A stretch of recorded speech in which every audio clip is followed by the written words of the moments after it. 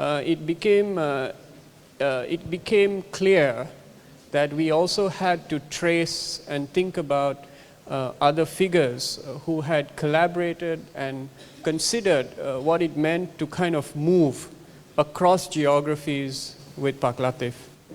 And in this regard, there are two figures that we began to sort of gravitate towards. The first was Ismail Zain, whose speech and words are recorded and are in the handout which you have.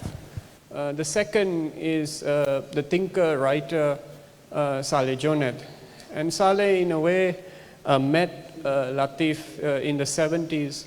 And since then, both of them developed a certain affinity and mutual respect for each other. And in a way, to kind of evoke Salleh's writings, I was having a conversation with Zabas and suggested to him whether he would be willing to recall a particular text, which is not really from the 70s, it's from the early 2000s, titled The Amok of Matsolo.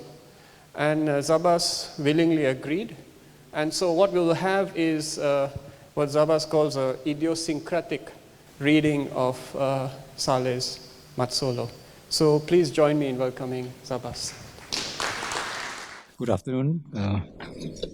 It's a very cold afternoon inside this room.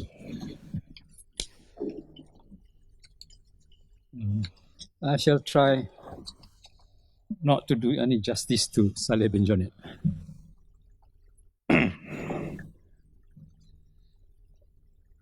The takeoff from this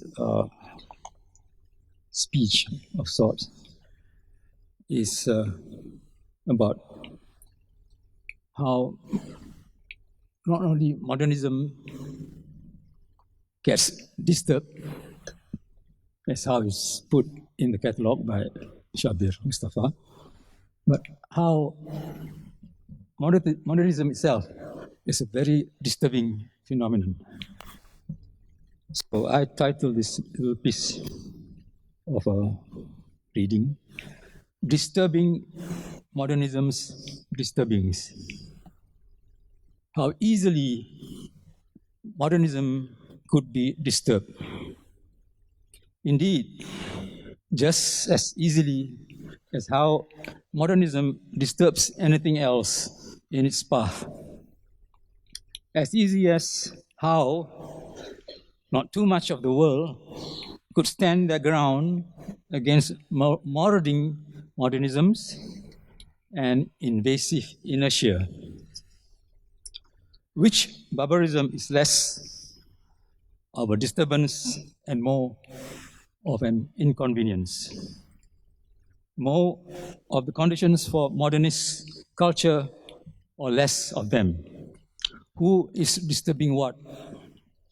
And what is disturbing who? Now, writing that, facing the idiot computer in front of me,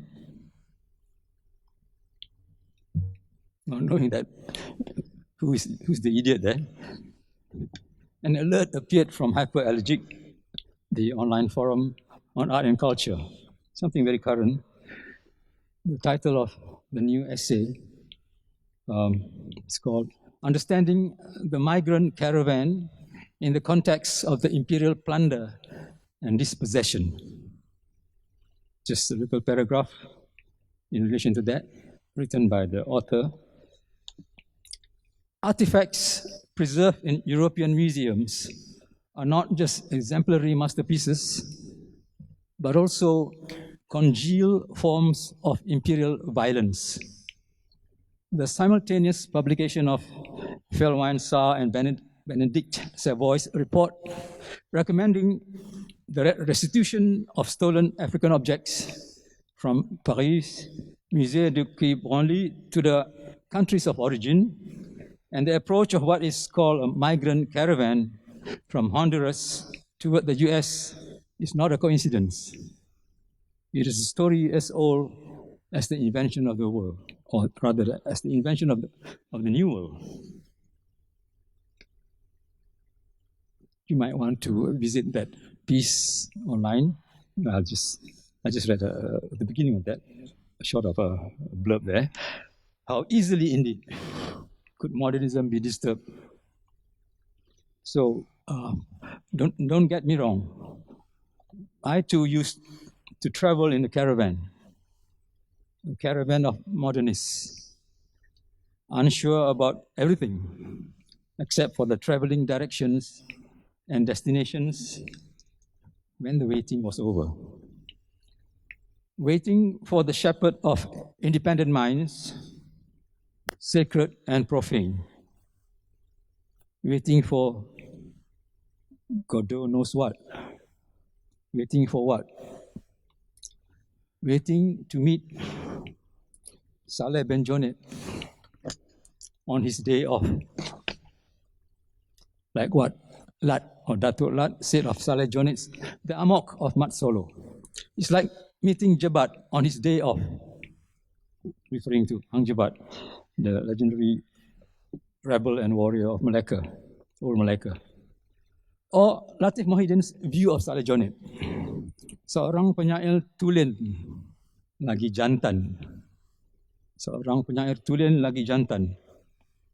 I'm not sure what Latif meant. We have to ask him. But I take it as a praise of Salleh Joned, as an authentic poet, true to himself.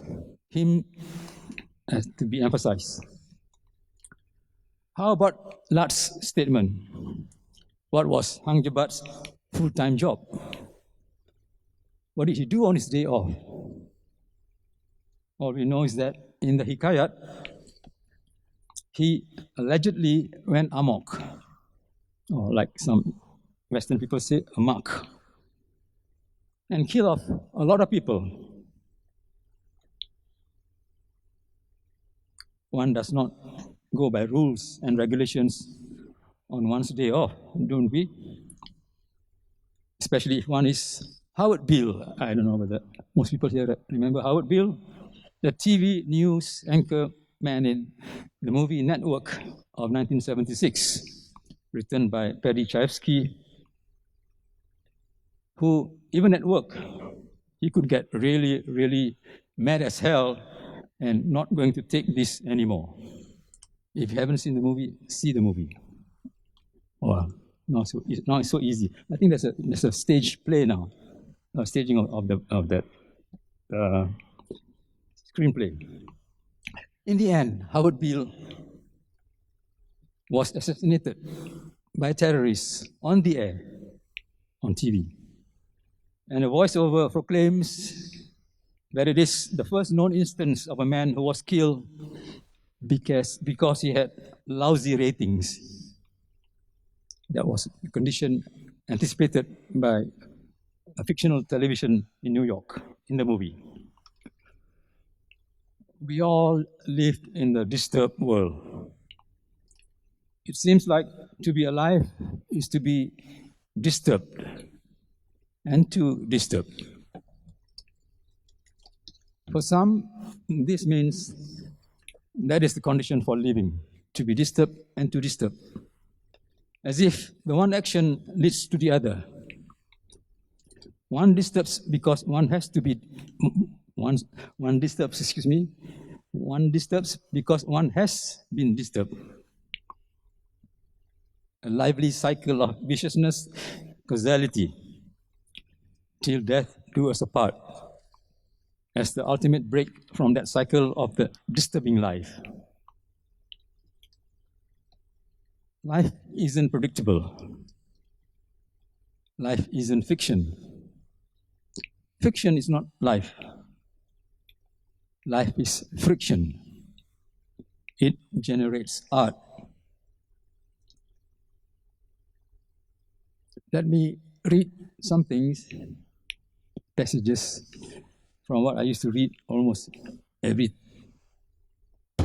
semester to my students, just to refresh my memory and perhaps to refresh some of you who must have read it before.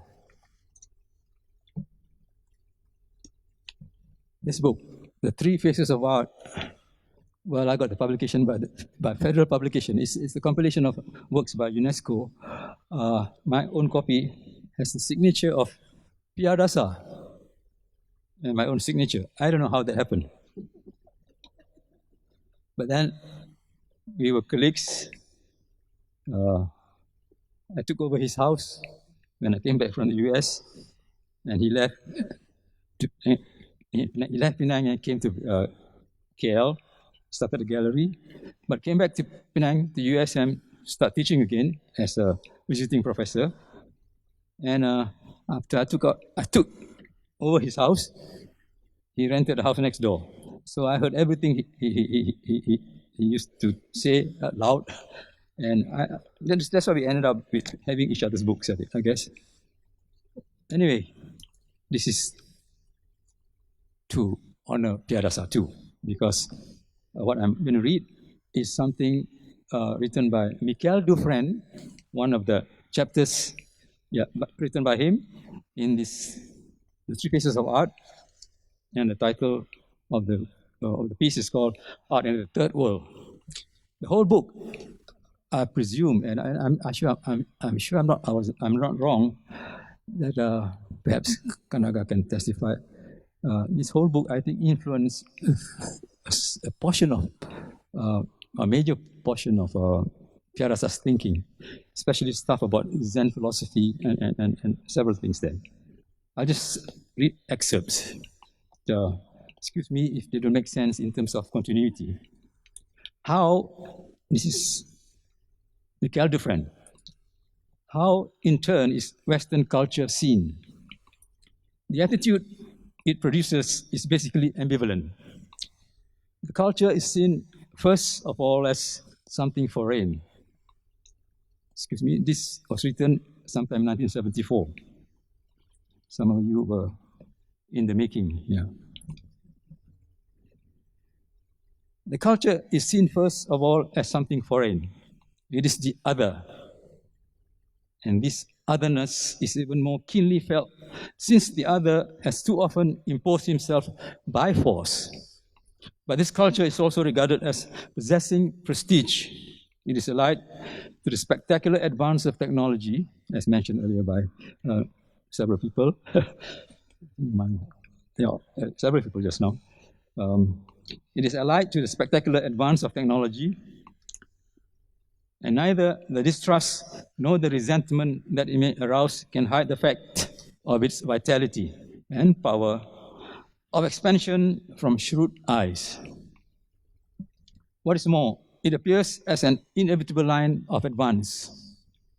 Just as in the developing countries, the economy must assume the harness of industrialization, so the black obvious must, as Jean-Paul Sartre has stressed, sing in French if his voice is to carry across frontiers. But the voice then is no longer entirely his own, Africans. Ferdinand Abel-Magnon has observed, including grammarians, admit the impossibility of translating certain emotions from which words exist in the vernacular language of their village. The privileged persons who succeed in a complete breakthrough of the language barrier are few and far between. This culture, furthermore, is not just the other, it is also the enemy. More enemy in some countries than some other countries. Must we allow ourselves then to be haunted and fascinated by it? It sometimes happens, in fact, that its prestige is denied and its purpose denounced, mainly by Marxist militants in the Third World. In regard to this confrontation of cultures, Michael Dufresne suggests three solutions that have been proposed and 3 attitudes adopted. The first and the most passive, if one may say so, consists in accepting or even sanctioning a division which tends to impose itself naturally. No developing country can escape a cultural dichotomy, says Shuichi Kato in Japan. who describes the situation as exemplified by Japan at the beginning of the century.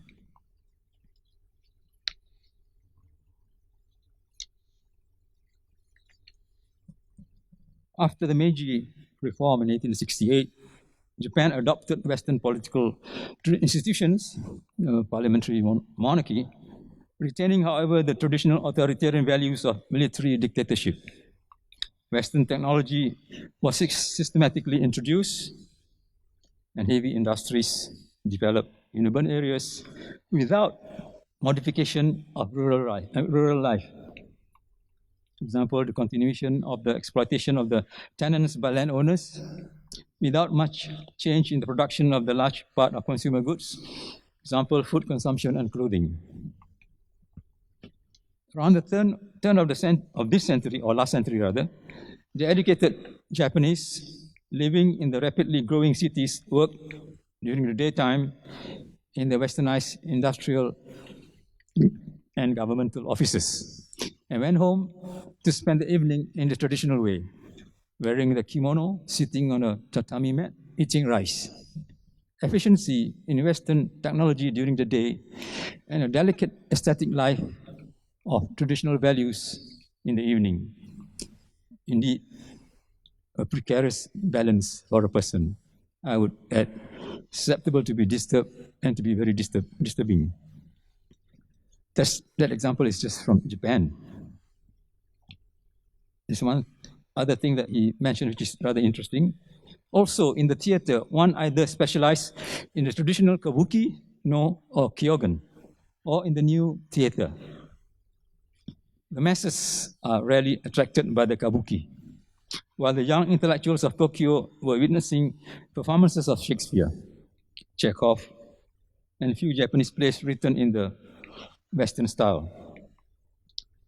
Except for rare instances, actors of the kabuki never performed in the new theater, and accordingly, actors of the new theater did not play in the kabuki. One can transpose and see similar things happening in Malaysia, 50s, 60s, in relation to Sandiwara, Bangsawan, and see how it contrasted with what the Anak Alam used to do, and how later you find groups coming up emphasizing modern dance, modern theater, modern ballet.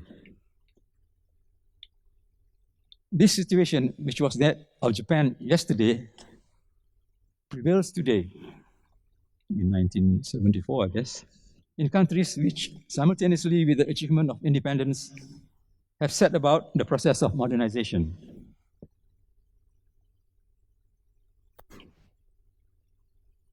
But because it is artificial and difficult to tolerate, it will not last any longer than it has in Japan. One cannot exist for long on two levels, torn between a native ego and a Western superego. In particular, as this dual system has repercussions on social stratification, it is also unacceptable. Participation in Western culture is the privilege of an elite, while the people remain necessarily faithful to tradition. And this elite, because it is sensitive to this fact and feels itself to be responsible, experiences a feeling of guilt and a sense of treachery. Can one deny one's people and one's past? Then there is a second solution, or rather proposal. Although finding supporters everywhere, will also be seen to be impracticable. This is the defense and illustration of the indigenous culture against Western temptations and its glorification or even resurrection, where in countries which have experienced colonial rule, it has been at least partially destroyed. This project implies the return of the creative artist to his people, and almost his political commitment to the struggle of the people, in which the stake is often both independence and socialism. In the words of Ferdinand Abel Magnon, This commitment has different degrees and depths according to authors. There is the commitment of the artist in regard to everyday life, which means accepting the lot of the writer or artist today. Then there is the personal political commitment. Following this trend of thought, we can set side by side men who, both in origin and destiny, are extremely different.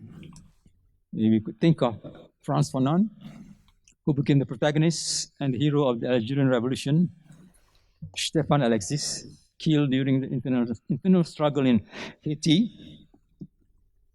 Christopher Okigbo, the Nigerian poet, assassinated during the Nigerian War, Leopold Senghor, the poet resident who is ever mindful of his political commitments when he tries to reconcile his theory of negritude with his country's imperatives of economic development. Jomo Kenyatta, who was a prisoner under the colonial regime, and so on. Commitment in aesthetic terms, the terms which concern us here, may also be total. It is accepted today, or has been in the past, by a proportion of the nation's intelligentsia. In India, for example, as a quote from Mukhraj Anand, some part of it consciously fought back the alien culture in defense of chauvinist nationalism and tried deliberately to revive the ancient, in parentheses, spiritual tradition of culture and its artistic expressions as against, in parentheses, material forms of the West. That's Mukhraj Anand in India.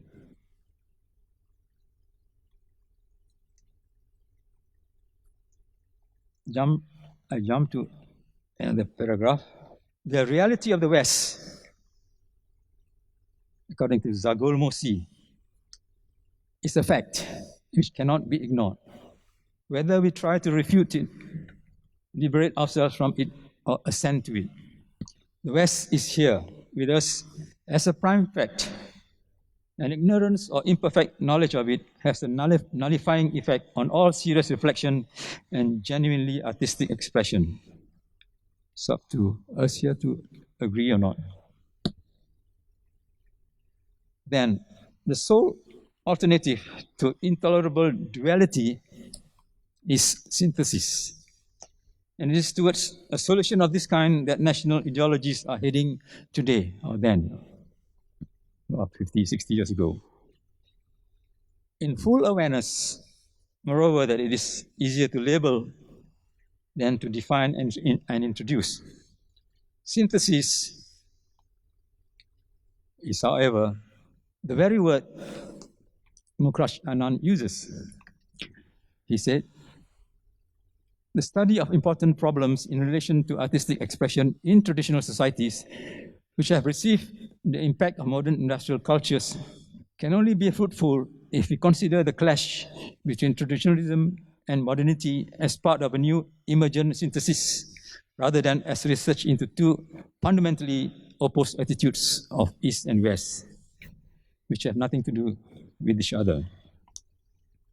In the case of India, Mukhraj Anand observes, after a century of affirmation of a false myth, the revival of ancient medieval Hindu culture on the parallels of political myth, the intelligentsia has recently begun to awaken to the fact that new industrial civilization, which it has accepted on the social plan, must be absorbed.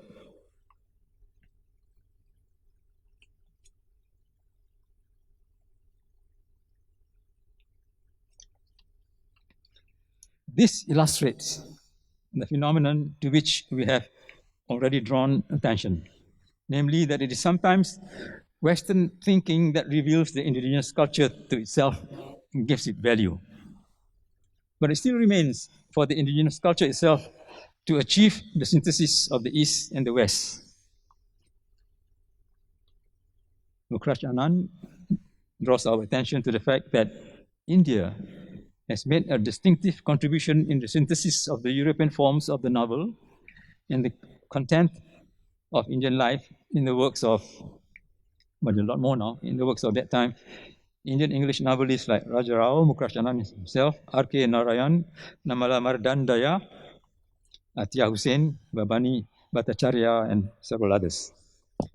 In another form of artistic expression, the dance drama, the acceptance of a certain aspect of European choreography has made various contributions. Jumping again. But where can one find the Japanese soul when the people are driving automobiles to a conditioned office, or tractors in the fields, or watching a Western on television? The Japanese clothes of today are the same styles as those of Western Europe.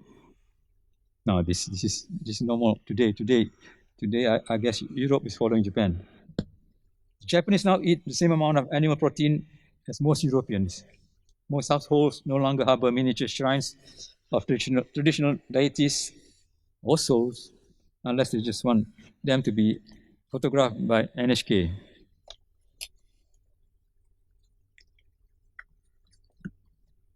That was what possibly Piarasa was reading, and the book ended in my house.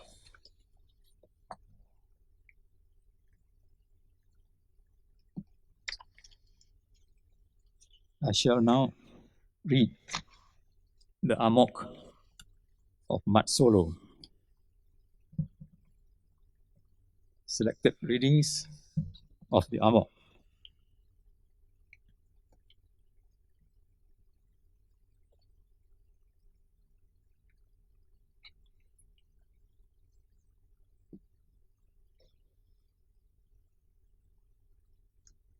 I'm not sure what the word idiosyncratic means, but here goes. This is just on page 9 of the book, still available in Silverfish, if ever you can find it, or online. The set. This is written by by Salleh himself, who was supposed to be the director. It's a stage. For those who don't know, it's supposed to be a stage play. So this book is written as what? Screenplay. The set. This is in some ways a solipsistic play. The stage could in one dimension be taken as the mind-ego of Mat Solo. It's an idea that the designer might like to explore. Whatever the design, it must incorporate the following motifs. A power pylon. The pylon always appears in the thought of Salleh Joned. A power pylon as a motif should appear in the design, stage design. And a magnified TV screen on which will be projected slogans, newspaper headlines, shadows, images, a huge Chris, and the sun, shining sun. The following might be considered. The screen in the center of the sun. Piercing through the screen is the outline shadow of the Chris. The Chris is static yet suggestive of an apparition flying through space. It's blurred in the opening scenes, but slowly becomes defined as the play progresses, until in the climatic scene of the Amok, it drips with blood, as if the sun itself is bleeding. The main acting area is bare, capable of being turned into whatever scene is required with a minimum of props and miming.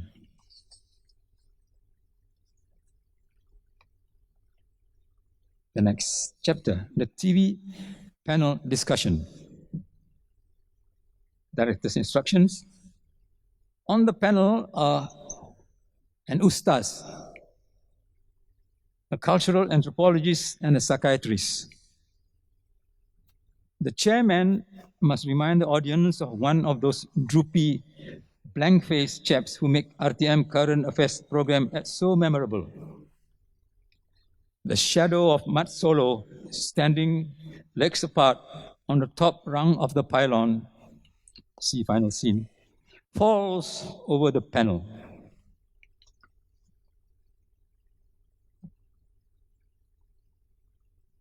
I have changed and have read as much as I can the instruction from the director as dramatic as possible, but I shall not dramatize the monologue, the dialogue, sorry. And the chairman says, Assalamualaikum. The subject of our discussion today is the Amok that took place with tragic consequences in the historic state of Malacca 2 days ago. With me in the studio are Ustaz Muhammad Salleh from the Islamic Center, Professor Dr. Takdir Al-Atas, the distinguished cultural anthropologist, intellectual and literary figure, and Dr. Lim Bengong, the chief psychiatrist from Hospital Bahagia. It took me many hours to remember the meaning of certain names, but the one that really intrigued me was Dr. Lim Bengong. Bengong in Malay, you know, it means confused or don't know anything. And he's the chief psychiatrist from Hospital Bahagia.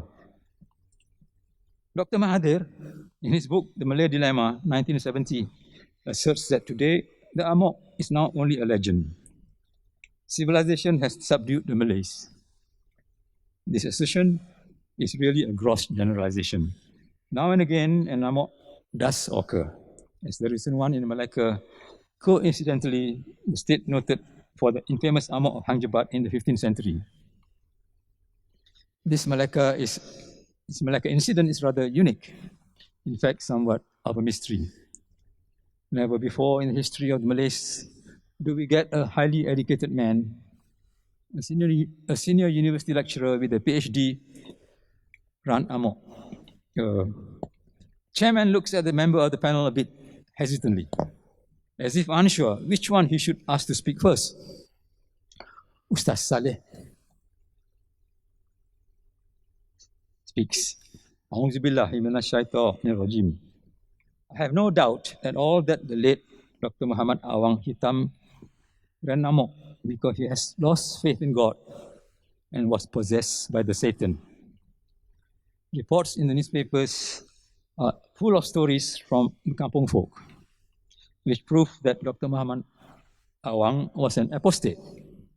Because he was an apostate, he became mad, and his madness led him to run Amok. And Dr. Takdir, wearing a hearing aid, which he keeps adjusting compulsively, in my considered opinion, this Amok case manifested a syndrome that is apparently mysterious. Even though Islam has long become part of our Weltanschauung, in fact, an essential part of our very being, even though we have been civilized a long time, certain primitive and regressive elements are still there. So much so that even a highly educated man like Dr. Muhammad Awang Hitam could be driven to run Amok. But if you think deeply about it, about the matter, you will come to a realization that in reality, the case of Dr. Muhammad Awang is not really mysterious. Although he was highly educated, the education he got had confused his values. The late Dr. Muhammad Awang is an example of an intellect who has lost his roots and his sense of purpose. His education had in fact disoriented him, disoriented by secular and decadent Western values. If only the problem had been realized by people close to him, it's possible that he could have been deculturalized in time, possibly. Chairman says, "What is your opinion, Dr. Lim?" Dr. Lim says, "According to the views of acknowledged scholars who have studied the subject, there is one etiology that can explain the phenomenon of Amok. There are scholars who are of the opinion that the personality structure of the Amok is the same as that of the schizophrenic. According to newspaper reports, there is a history of mental illness in the family of Dr. Muhammad Awang Hitam. Some other scholars are of the opinion that Amok is a psychiatric syndrome that is culturally bound, unique to the Malays. I must stress that this is not my opinion. This is what Dr. Lim says. Dr. Takdir continues. That is the prejudiced opinion of blinkered Westerners, totally without basis. It's a mere cultural stereotype designed to sully the honor of the Malays. Dr. Lim, the English language does not have a word for Amok and has to borrow the word from Malay. What is the opinion of Dr. Takdir on the implication of this fact? Dr. Takdir says, it's obvious. The fact shows the poverty of the English language. Ustaz Salleh, a'udzubillahi minasyaitan.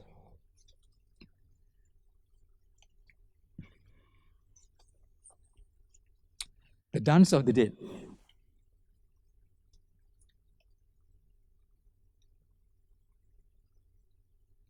Should not read that. I will go straight to scene 6. Somewhere and nowhere, light blazes with noonday brilliance and fierceness. From stage left enter a couple of non-Malays in traveling gear and carrying suitcases. They run across the stage. 3 seconds later enters Mat Solo, frantically trying up his sarong, which was about to fall. Wait, I'm coming with you, Mat Solo says. When Mat Solo reaches center stage, the lights quickly change into a brilliant red spot. He has stopped. He turns to face the audience. No, that's the way of cowards, or some bastard desperate to survive on any cost. At any cost. That's not my way. Here's my space. You will remain so whatever happens. I'll jump the gory scene.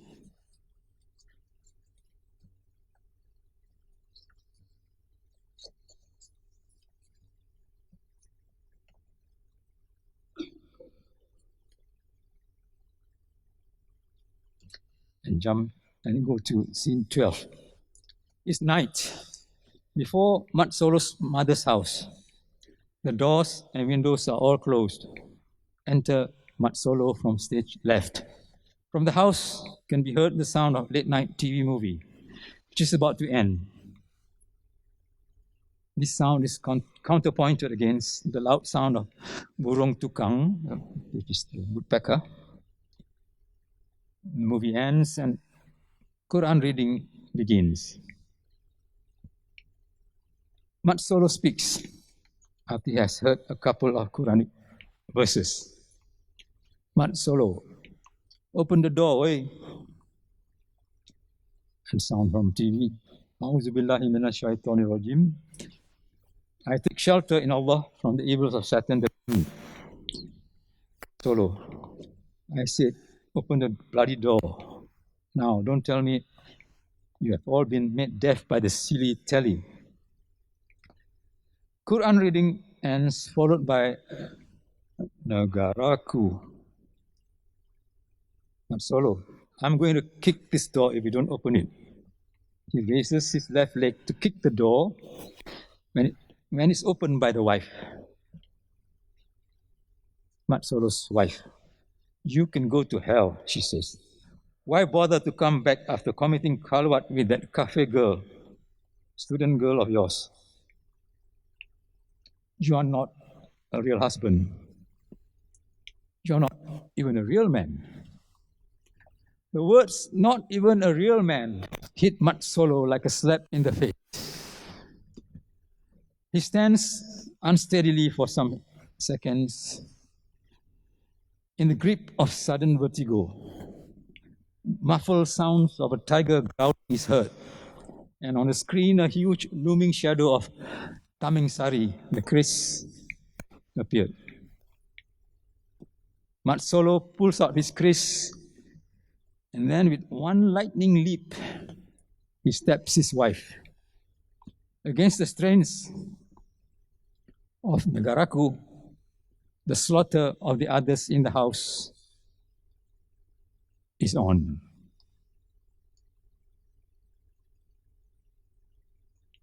That's the bloody end. Thank you.